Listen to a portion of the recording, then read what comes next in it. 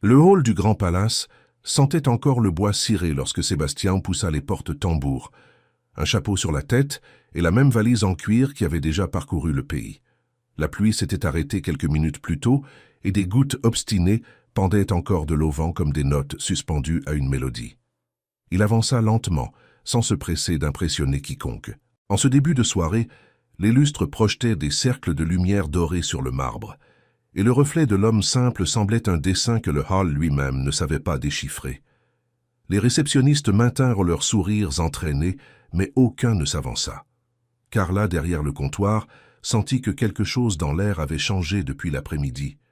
Mauricio se déplaçait avec l'assurance de quelqu'un qui transformait les règles en armes. Il ajusta sa cravate, lissa son costume gris et se prépara pour la scène qu'il jugeait dans son esprit inévitable. Le gérant aimait avoir un public, et le Grand Palace lui en offrait généralement un sans effort. « Bonsoir », dit Sébastien, en retirant son chapeau avec respect. « J'ai besoin d'une chambre pour 3 nuits. » Le sourire de Mauricio était une sculpture, beau et froid. « Nous n'avons que des suites disponibles, monsieur. Nos standards sont spécifiques. » Le mot tomba comme un poids superflu. Quelques clients levèrent les yeux. Un homme en costume bleu interrompit son geste sur son téléphone. Carla prit une profonde inspiration et tenta d'intervenir, mais Mauricio leva un doigt presque invisible. Sa chorégraphie exigeait le silence. 2800 réels la nuit, compléta le gérant savourant chaque syllabe. Et nous avons besoin de garanties. Sébastien hocha la tête, comme s'il écoutait une prévision météo. Je comprends. Vous pouvez réserver. Le léger trouble dans le regard de Mauricio dura moins qu'un battement de cils. Il se pencha, la voix amplifiée pour atteindre les canapés, les colonnes et les égaux. Nos clients appartiennent généralement à un certain standard. Si vous pouvez payer la pire chambre en liquide, je vous offrirai la suite moi-même. La réception retint son souffle. Le couple près de l'ascenseur s'arrêta. 2 cadres échangèrent un regard. Carla resta immobile, mais ses yeux imploraient que cela se termine vite. Sébastien ne durcit pas son visage, ni ne perdit le calme qu'il réservait toujours aux imprévus de la vie. Quel est le prix de la pire chambre? 800, répondit Mauricio, comme s'il apposait un tampon final sur un refus. Parfait, dit Sébastien. Il s'assit sur un canapé, ouvrit sa valise, sortit une enveloppe Kraft et commença à organiser des billets en petits tas. Le bruit du papier sur la table en verre entama un rythme que personne n'avait répété. Des murmures naquirent, des téléphones apparurent discrètement, et le hall se transforma en un théâtre circulaire. Mauricio s'éclaircit la gorge, tentant de reprendre son texte. Les documents aussi. Carte d'identité, CPF, justificatif de revenus. « J'ai tout ici, » répondit Sébastien, avec la sérénité qui fait retomber la poussière.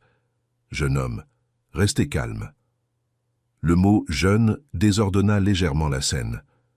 Carla le remarqua. Le gérant serra la mâchoire comme pour éviter une grimace. Sébastien revint au comptoir, déposa 800 réels soigneusement comptés et posa son portefeuille en cuir. « Voici mes documents. » Mauricio examina chaque pièce avec des doigts qui perdaient une partie de leur assurance. Le nom, l'âge, la ville, tout semblait ordinaire. L'extraordinaire résidait dans l'attitude. L'homme simple ne demandait pas la permission d'exister. Il existait, simplement. Le gérant rendit les papiers avec un demi-sourire fatigué. « D'où vient tout cet argent en liquide ?»« De l'argent honnête, de mon travail, » dit Sébastien. « Je suis agriculteur.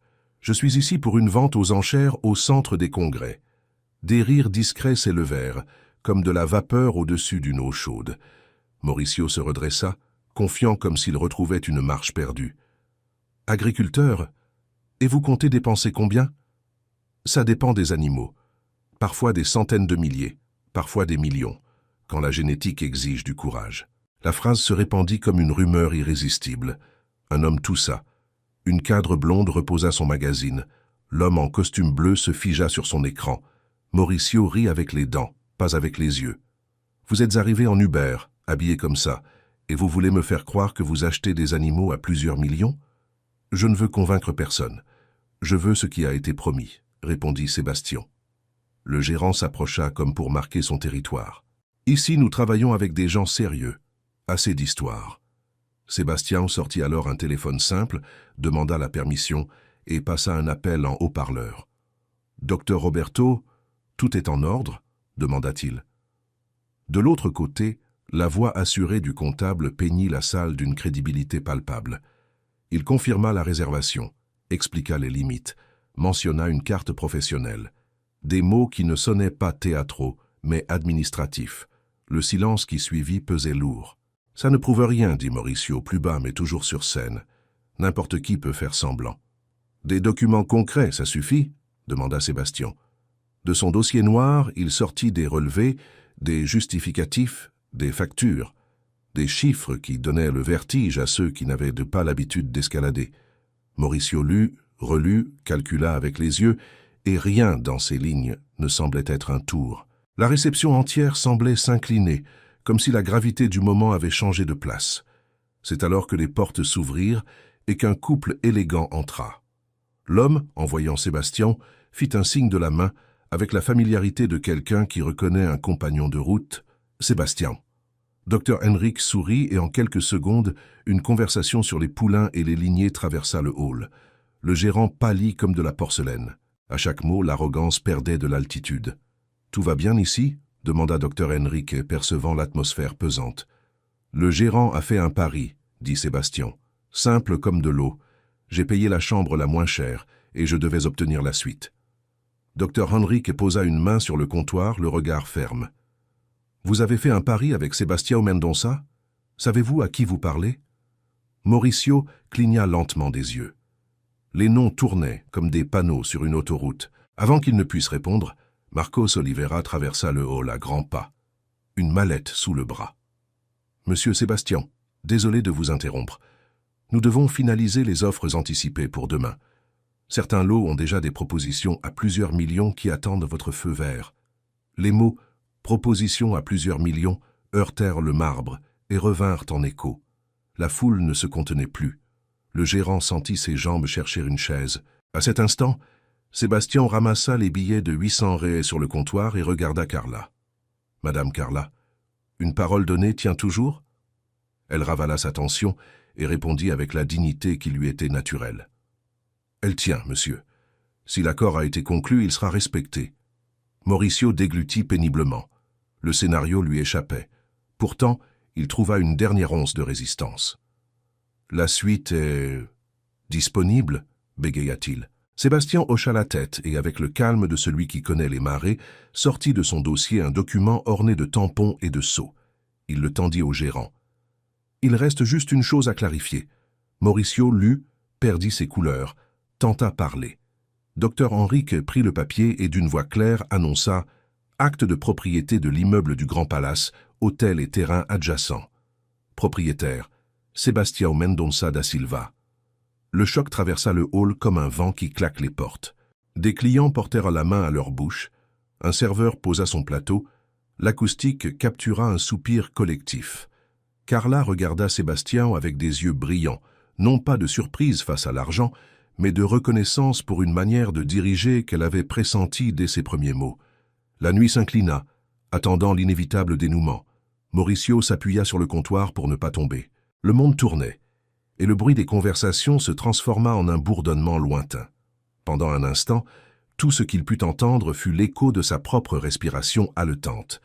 L'homme qu'il avait humilié pendant près d'une demi-heure, le paysan en chemise à carreaux, était le propriétaire de l'hôtel. La réalité le frappa avec la force d'une vague qui ne laisse pas le temps de respirer. Pourtant, Sébastien ne semblait pas savourer la vengeance. Son visage restait calme, et ses yeux observaient le gérant avec la sérénité de celui qui comprend plus qu'il ne condamne. Il reprit le document des mains tremblantes de Mauricio et le rangea soigneusement dans son dossier en cuir. « 3 ans, dit-il à voix basse, presque confidentielle. C'est à ce moment-là que j'ai acheté le Grand Palace. Le groupe précédent traversait des difficultés et j'ai pensé que je pourrais transformer cet endroit en un symbole de respect et d'hospitalité. » Dr Henrik sourit, encore abasourdi. « Alors, tout ce temps, vous gériez d'ici, sans que personne ne le sache ?»« Je préfère observer de loin, » répondit Sébastien. « C'est la seule façon de connaître la vérité. Quand le propriétaire se montre, tout le monde se transforme en saint. Mais quand il pense que vous n'êtes qu'un client de plus, c'est là que le caractère se révèle. » Les mots tombèrent avec le poids d'une vérité ancienne. Le silence était total. Carla gardait les yeux humides, essayant de comprendre comment cet homme pouvait rester si calme après tant d'humiliations. Sébastien marcha lentement jusqu'au centre du hall. « Mauricio » appela-t-il d'une voix ferme, mais posée. « Il y a 3 ans, quand j'ai repris cet hôtel, j'ai imaginé un espace où chaque personne serait traitée avec dignité, peu importe les vêtements, la voiture ou l'accent. Comprenez-vous ce que signifie la dignité ?» Mauricio hocha simplement la tête, incapable de répondre. « Vous m'avez jugé sur mon chapeau, mes bottes, ma manière de parler, » continua Sébastien. « Mais savez-vous ce qui me rend le plus triste? Ce n'est pas le mépris ni le défi, c'est de voir que quelqu'un avec votre expérience a cru qu'humilier une autre personne le rendrait plus respecté. » Un murmure discret parcourut l'assemblée. Certains clients baissèrent les yeux, honteux d'avoir assisté à la scène sans intervenir. Dr Henrique croisa les bras, le visage dur. Sébastien prit une profonde inspiration et poursuivit. « Pendant des années, j'ai fait confiance au rapport sur le bon fonctionnement de cet hôtel. J'ai lu des éloges sur le gérant exemplaire, des commentaires sur les standards d'excellence, des notes de satisfaction impeccables. » Il marqua une pause. « Mais ce que j'ai vu aujourd'hui contredit tout cela. » Le visage de Mauricio se contracta. Il savait qu'il était fini. « Non seulement vous avez menti dans des rapports officiels, dit Sébastien en s'approchant, mais vous avez montré un manque d'humanité qu'aucun cours de gestion ne peut corriger. » Dr Henrique intervint, la voix chargée d'indignation. « Sébastien, un homme comme lui devrait être licencié sur le champ. » Mais l'agriculteur leva une main, demandant le calme. « Non, le licenciement serait la solution la plus simple, » répondit-il.